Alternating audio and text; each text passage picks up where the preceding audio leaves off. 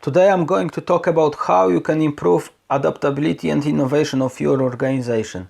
The idea is to develop the specific approach to change, which can be developed only if your team shares specific values.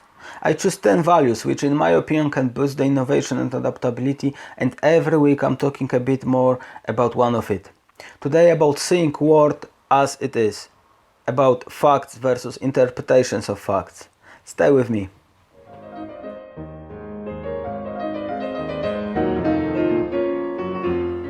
My name is Witold and I'm helping small medium enterprises be more adaptable and responsive to the changing business environment. Let's talk about how to improve the adaptability and boost the innovation of your company. The way how people react to change, how they innovate, how they adapt is a purely cultural thing. That means if you would like to improve the adaptability and boost innovation with your organization, you will need to deal with your company culture. So every time when something is happening, when people need to react to something, when they decide to undertake an action, the actions are based on assumptions about the reality they hold. And the important thing is, depends on the kind of assumptions about the reality, people react differently.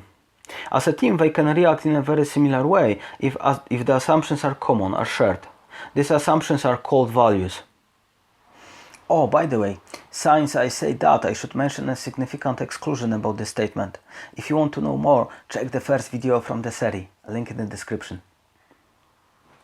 Regardless of whether we are in a startup or a major company, regardless of whether we talk about big strategy issue or an operational aspect, we need to make every effort to ensure that we see the business reality as it is.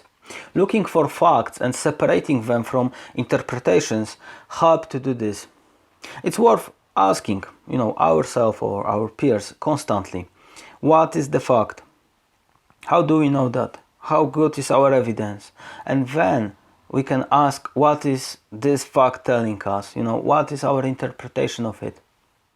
Okay, let me give you a simple example. Imagine one of your team peers say, people doesn't want to buy our products anymore. And this is purely an interpretation. What does it mean? What people? What product? What are the sales data? What are the facts here?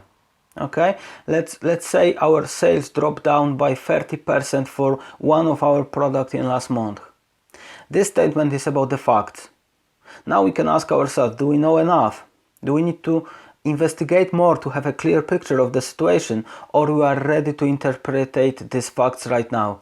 For example, we can say this is only temporary drop down caused by a random case and we shouldn't be really worried about it.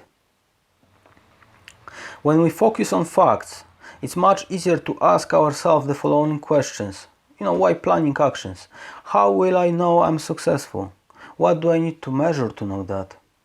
If we have good measures in place, it's much easier to know what do we need to do. It's much easier to improve things if we measure them. It's much easier to decide what is good or not good, which is simple interpretation. But because with metrics, we know what this truly means to us. It's worth asking yourself and team members these questions, as well as encouraging self-reflection of employees in order to find answers. Truly embedding this value could fantastically secure an organization. The conversation is not about what the highest rank likes the most, or not about what people think about proposed ideas, or how they feel about it, but about the quality of evidence laid out on the table. This could help prevent cognitive distortions as well. If you would like to know a bit more about the importance of looking for facts while working on a strategy, please check Making Decisions Based on Evidence, Not Ideas. The link is in the description.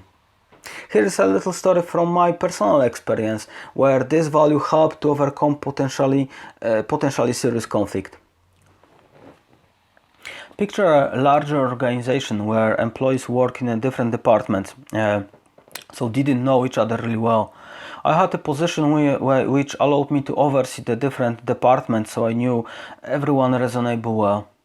One day I met a guy, let's call him John, and John was in John was feeling strong emotions, and he told me about, you know, another guy, let's call him Mark, that this guy Mark come to the office and shouted at him, and you know, John was very, very frustrated about it. He told me how badly he was treated and how unacceptable it was. So what happened next?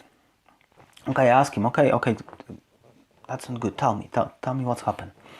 And you know, he told me, Mark, come to the office, you know, just now he shouted at me, he was angry, he was aggressive, I have done nothing wrong, this is unacceptable, I won't allow anyone to treat me this way, you know, I will not leave it like that, you know.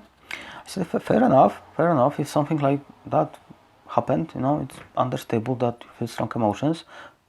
And then we had a, you know, couple minutes conversation, and you know, when John felt more relaxed, you know, we started to have a conversation about this incident again. So I said, okay, what's happened really? Tell me again. And he started to talk about it again. So he said, Mark, come to me. He was, you know, aggressive, angry. He shouted at me, you know, but. And when I referred to the conversation which I had with him before, I asked, okay, do you remember our conversation about the facts, about the interpretations? And he said, yes, I do. And I said, okay, aggressive, angry, that's interpretations, isn't it? And he said, well, yes, you're right. So how do you know what facts tell you he was aggressive and angry to you? And you know, John started to think, and he said, well, he was very loud and he had very red face. Then we had a conversation to clarify if there is anything else going on in the background, you know. But after a while it was quite clear that that was just these two factors, and you know, which created all the emotions. And after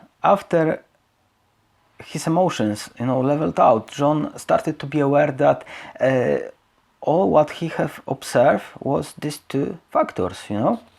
So I made sure that John is feeling alright and he's okay to come back to work.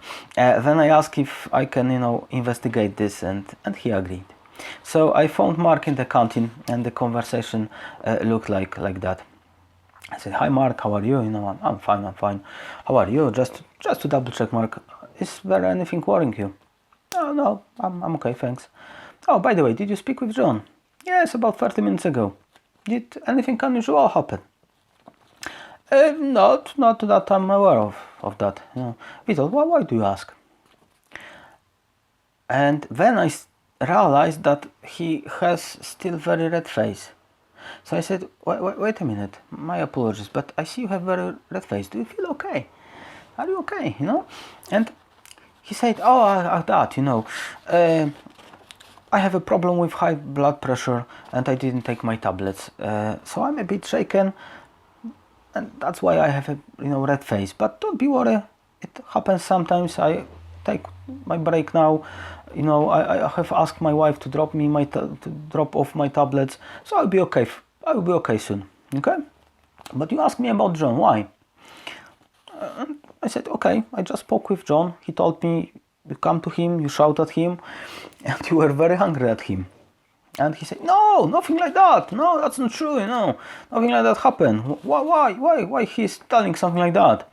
I asked, okay, did you shout at him? And he said, well, I could have spoken loudly. I have a problem, you see, with my hearing, and sometimes when I don't hear when I don't hear myself properly, I start to speak loudly. But you know, I have done nothing like, you know, the guy from the office said, you know, that's not true. But I say, look, John saw your red face, and when you speak loudly, he thought you were angry at him. And that was the time when he realized, you know, what happened. He said, oh no, okay, I need to speak with him. Okay, I need to speak with him. So I had a conversation with John first to share my findings, and then both gentlemen had a 10-minute conversation, and the issue was solved. And no bad emotions left, you know, the emotions, negative emotions were gone. So because I was looking for facts, I was able to separate them from the things which I was able to separate interpretations from the things which I really needed to investigate. Because John finally spotted that his interpretations was based only on two facts, he had no problem to abandon his previous interpretation and accept another explanation, despite previous emotions. And because Mark was able to see facts, he did not take a defensive position. I have done nothing wrong and I have no idea why John creates a problem. So, because he did not take the defensive position, he was able to take the right action just after he realized how his behavior has been taken. This is how focusing on facts and separating them from interpretation can mitigate the conflicts in the team. For the next weeks, I will publish a weekly article and video about a value which can contribute to building a strong, more adaptable and innovation-boosting company's culture.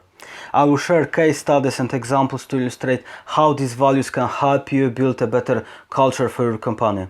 Subscribe now to avoid missing an update. Do you like this video? The thumb up is only one. See you the next time. Stay tuned.